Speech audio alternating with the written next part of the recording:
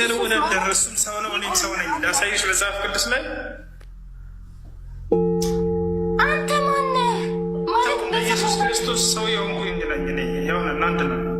ላሳይሽ መጽሐፍ አንተ ሃይማኖት ሙስሊም ነው አይደለ? ስለ እስልምና ነው መስበክ ያለብን። ኢየሱስ ክርስቶስ ምን አግብቶት ነው ስለ አይሁድ የሰበከው? እስኪ መልሽልኝ። አንቺ ባንቺ አካሄድ ኢየሱስን ተሳስቶ እያልሽ ነው እያልኩ ያለሁት። ክርስቲያን ከሆንክ ስለ ክርስትና ማስተማር ያለብን ክርስቲያን ነው። አንተ የሙስሊም ነቢይ ከሆንክ ስለ አላህ ስለ ሙሐመድ ነው መስበክ ያለብህ እንጂ እሺ እንደሱ አይባልም። እሺ አንድ ነገር ላስረዳሽ። ትልቅ ልጅ ነሽ፣ ህፃን አይደለሽም። እንደ ትልቅ ልጅ አስቢ። ነቢያት ሲያስተምሩ ጊዜ የሌላን እምነት አንነካም አናስተምርም አያገባንም ብለው ያስተምሩ ነበር ወይንስ እነዚያን ሰፉ ሰዎች ስህተት ላይ ናቸው ብለው ወደ እነሱ እንዲመጡ ያስተምሯቸው ነበር? እስኪ መልሽልኝ። መሲሁ እንደዚህ ነበር ያደረገው? ኢየሱስ ክርስቶስ እኮ ፈሪሳውያኖችን ሲጠራቸው ነበር። ወደ አምላክ ካሉ እያለ ሲጣራ ነበር። እንዲ አያገባኝም እኔ ፈሪሳዊ አደረገኝም። ስለ እውነተኛው አምላክ ነው እየሰበከ ያለው። ስለ እውነተኛው አምላክ ነው እየሰበከ ያለው። ማን? ኢየሱስ ነው።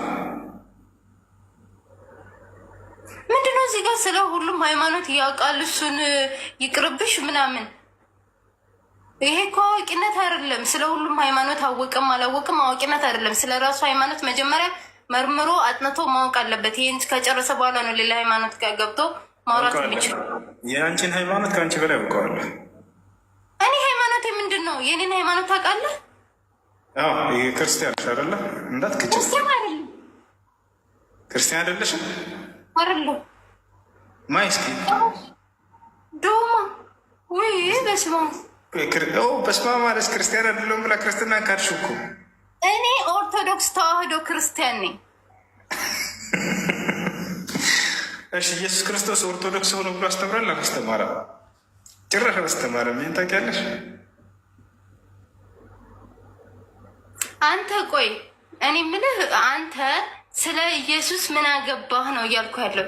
እንደሱ አይባልም። ምን አገባህ አይባልም። ይኸውልሽ ወገናችን ኢየሱስ ክርስቶስ ከነቢያቶች መካከል አንድ ነቢይ ነው። ስለዚህ ያገባናል። ስለ ነቢያት መስበክ አለብን። እኛ የአምላክን ሕግና ስርዓት የምንከተል ሰዎች ማለት ነው። ገብቶሻል?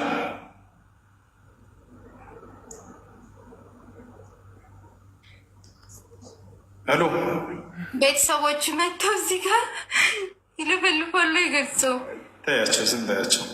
ትኩረትሽን እዚህ ጋር አድርጌ ኢየሱስ ክርስቶስ ክርስቲያን ሆኑ ብሎም አላስተማረም። ኦርቶዶክስ ሆኑ ብሎ አላስተማረም። ስለ እውነተኛው አምላክ እግዚአብሔር ይመስገን። ስለ እውነተኛው አምላክ አውቄ። የትኛው ነው እውነተኛው አምላክ? ኢየሱስ ክርስቶስ። እንደ ኢየሱስ ክርስቶስ አምላክ አለኝ ብሎ አስተምሯል መጽሐፍ ቅዱስ ላይ። ላሳይሽ። አንተ የምታነበው መጽሐፍ ቅዱስ ይኸውልህ። እኔ አሁን አንተ ነገሮችን አጣማ የሆነ ነገር እንትን ልትል ትችላለህ። አላጣመምኩም። ይኸውልሽ ማስረጃ ልስጥሽ ወይ ነው ያልኩት። እኔ ስለ ሁሉም አውቃለሁ፣ አልፈልግም። እማውቀው ይበቃኛል።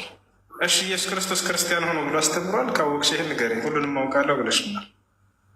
ክርስቲያን ሆኖ ብሏል? አንዳንዴ ማለት ነው ድንጋይ ላይ ውሃ ማፍሰስ የሚሆነው ማለት ሂድና ከአባቶች ይሄንን መማር ከፈለግ ሂድና ከአባቶች ሁሉንም አውቃለሁኝ አልሽን እኮ። ታዲያ እንኳን አታውቂም ክርስትናን? እንዴት ከማን ያሽ? የማውቀውን ያህል አውቄ እያምኜ እየኖርኩ ነው አይደለ? ስለኔ ነገር አታውቂውም ብዬ ነው ማለት ነው።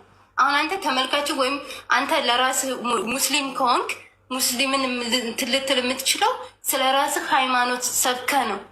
ኢየሱስ ክርስቶስ ለምን ስለ አይሁድ አስተማረ? ስለ ፈሪሳውያኖች ለምን አስተማረ?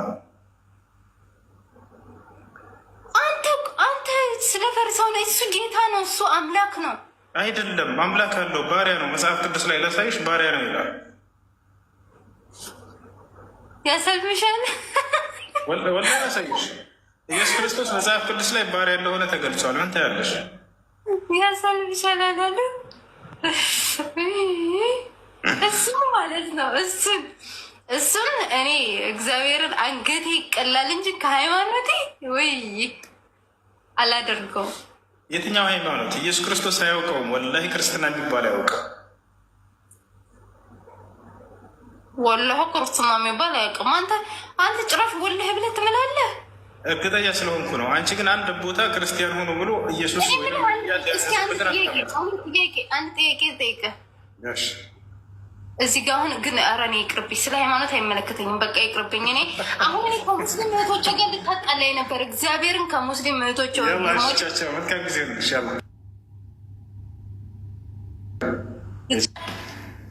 ምንም ጭራሽ መረዳትና ማወቅም አትፈልግም። ምንም ማድረግ አይቻልም። እሺ ወደ ገዛ ወገኖቻችን እንሂድ። ጀነት መግባት አይችልም በምትለው በደንብ ነው የምንገባው። አንድ ሰው ጌታን እንደ ግል አዳኝ አድርጎ ከተቀበለ በልቡ አዳኝነቱን ካወቀ እንትን ካለ ከተቀበለ ካንትን ካለ ይገባል። እሱ ማለት እኔ የራሳችሁን ሃይማኖት እናንተ ልታውቁ ትችላላችሁ፣ ስለኛ ሃይማኖት እኛ ልናውቅ እንችላለን። ግን ደግሞ እሺ ታራ ነው መሰለኝ በክርስቶስ ለማለት ክርስቲያን ገነት ይገባል የሚላለው አይነት ጥያቄው። አሁን ቃል በቃልኛ ክርስቲያን ገነት ይገባል ካልሽ ከየት ጋር ነው ክርስቲያን ገነት የሚገባ ያለው? ቃል በቃልኛ ሙስሊሞች ገነት ይገባላችሁ ብሎ ተነግሮልናል። አላህ ቃል በቃል ሲናገር ያመነ ምናምን በአላህ ያመነ የሚለው ልተው ችግር የለውም። አላህ ያመነ ገነት ይገባል የሚል ነፋ አለ። እሱን ሳይሆን ሃይማኖቱን ጠርቶ ሙስሊሞች የገነት ናቸው የሚል ቃል በቃል አለ። ነብዩ ሰለላሁ ዐለይሂ ወሰለም ሲናገሩ ምን አሉ? አልጀነቱ ላ የድኹሉሃ ኢላ ነፍሱን ሙስሊም አሉ። ገነትን ሙስሊም ነፍስ እንጂ ሌላ ማንም አይገባባትም አሉ። በቁርአንም ላይ አለዚነ አመኑ ቢአያቲና ወካኑ ሙስሊሚን እድኹሉል ጀና ይላል። እነዚያ ሙስሊም የሆኑትን ገነትን ግቡላቸዋለሁኝ አለ። በዚሁ አንጻር ክርስትና ላይ ክርስቲያን ገነት ይገባል የሚላለው ወፍ የለም። ሲጀምር አምላክ አልደነገገ ነው። ቀደም አምላክ እግዚአብሔር እንደ ክርስትና ክርስቲያን ሆኖ ብሎ አዟል ወይ? አላዘዘም። እሺ ነቢያቶችስ ክርስቲያን ሆኖ ብለው ትውልዶቻቸውን አስተምረዋል ወይ? አላስተማሩ። እሺ እንደው አንድ መጽሐፍ ቅዱስ ጸሐፊ አንድ ነብይ ጠቅሶ አከሌ ነብይ ክርስቲያን ነበር ያለበት አለ? የለም።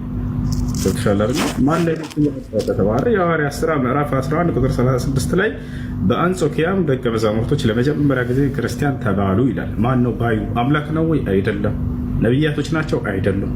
ታዲያ ማን ነው? ሰዎች ናቸው ይህን ስም ያወጡት። እሺ እሱን እንለፈውና አሁን ጥያቄሽ ምን ነበር? መጀመሪያ ላይ ጥሩ ጥያቄ ጠይቀሻል። እሱ ምንድነው?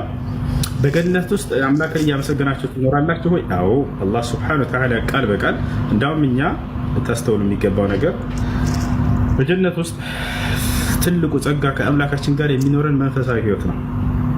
አላህ በቁርአን ላይ ይናገራል። ስለ ጀነት ጸጋ ከገለጸ በኋላ ወዐደ አላሁ አለዚነ አመኑ ወዐሚሉ ሷሊሓቲ ጀናትን ተጅሪ ሚን ተሕቲሃ አልአንሃሩ ወመሳኪነ ጠይበተን ጥሩ ህይወት በገነት ውስጥ ይኖራሉ ካለ በኋላ ምን አለ? ወሪድዋኑ ሚነላሂ አክበር። ነገር ግን ከነዚህ ከገነት ጸጋዎች ሁሉ የእኔ ጌታችሁ የአላህ ውዴታ በላጭ ነው ይላል።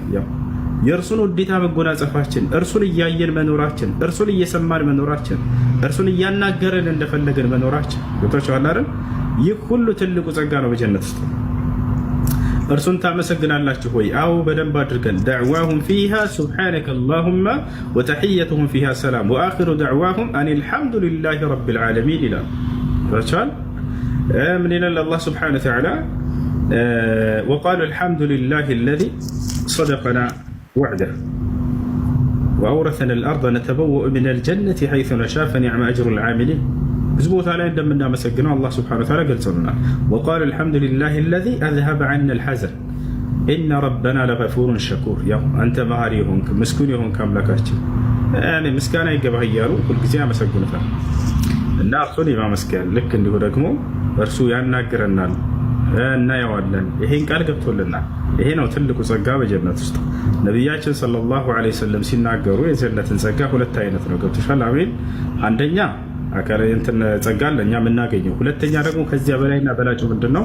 ከአምላካችን ጋር የሚኖረን መንፈሳዊ ህይወት ነው። እርሱን የማየት የመስማት እንደፈለገን የማናገር ገብቶሻል? የእርሱን ውዴታ መጎናጸፍ፣ እርሱን እያመሰገንን መኖር፣ ይሄኛው ነው ትልቁና በላጩ። ይሄን ነቢያችን ሰለላሁ ዐለይሂ ወሰለም ሲነግሩ ምን አሉ? ቃለ ነቢዩ ሰለላሁ ዐለይሂ ወሰለም ኢዛ ደኸለ አህሉል ጀነቲ አልጀነ ወአህሉን ናር አናር የቁሉ ላሁ ሊአህሊል ጀነ ያ አህለል ጀነ ሀል ቱሪዱነ ሸይአን አዚድኩም ፈየቁሉን ያ ረበና አለም ቱበይድ ውጁሀና አለም ቱነጂና ሚነ ናር ወቱድኺልና አልጀነ ثم يكشف الله الحجاب الذي بينه وبينهم فيرونه فوالله ما أعطي أهل الجنة أحب إليهم من النظر إلى وجه الله الكريم. ነቢያችን ሰለላሁ ዐለይሂ ወሰለም ናቸው ይህን ቃል የተናገሩት። ምን አሉ? ኢዛ ደኸለ አህሉል ጀነቲ አልጀነ ወአህሉን ናር አናር አሉ። የገነት ሰዎች ወደ ገነት ከገቡ በኋላ የእሳትም ሰዎች ወደ እሳት ከገቡ በኋላ የቁሉ ላሁ ሊአህል ልጀና አላህ ለገነት ሰዎች እንዲህ ይላቸዋል አሉ ያ አህል ልጀና ይላቸዋል እናንተ የጀነት ባለቤቶች ሆይ እናንተ የጀነት ሰዎች ሆይ ሀል ቱሪዱነ ሸይአን አዚድኩም እንደው ከዚህ ሌላ የጨምርላችሁ ጸጋ ትፈልጋላችሁ ይላቸዋል አዎ ፈልጋለን አይሉም ለምን የመስገብገብ ባህሪ ከልባቸው ተመንጭቆ ወጥቷል ትልቁ ጸጋ ደግሞ ይሄኛው ነው በውስጥህ ላይ ያለ ክፋት ነገር እንዳለ መንጭቆ ያወጣል ጀነት ከመግባታችን በፊት ወነዛዕና ማ ፊ ሱዱሪሂም ሚን ጊላል በውስጣቸው የነበረ ቅናቻን ባህሪ ምንጭቅ አድርጌ ያወጣላቸዋለሁ እኛ ለገነት ከመግባታቸው በፊት የለም ይሄ ነገር አሁን ፈልጋለን የሚለው ጸጋ ያልተሟላለት አካል ነው አይደል ሌላ የመፈለግ ባህሪ ያለው ላይ የጀነት ሰው ይሄን አይልም ሁሉ የተሟላበት ዓለም ነውና ታዲያ ምንድነው የሚያደርጉት ከተባለ የተሰጣቸውን በማመስገን ይመልሱለታል يقولون ይላሉም አሉ ነብዩ ሰለላሁ ዐለይሂ ወሰለም ያ ረበና ጌታችን አላህ ሆይ አለም تبيض وجوهنا ፊታችንን ብርሃናማ አላደረክልንም ምን ይሉታል ወነጀይተና ሚን النار ከእሳት አላዳንከንም ምን ወአድኸልተና الجنة ጀነትን አላስገባህንም ምን ከዚህ በላይ ምን ጸጋ ይኖራል ያ ሁሉን ሰጥተህናል ይላሉ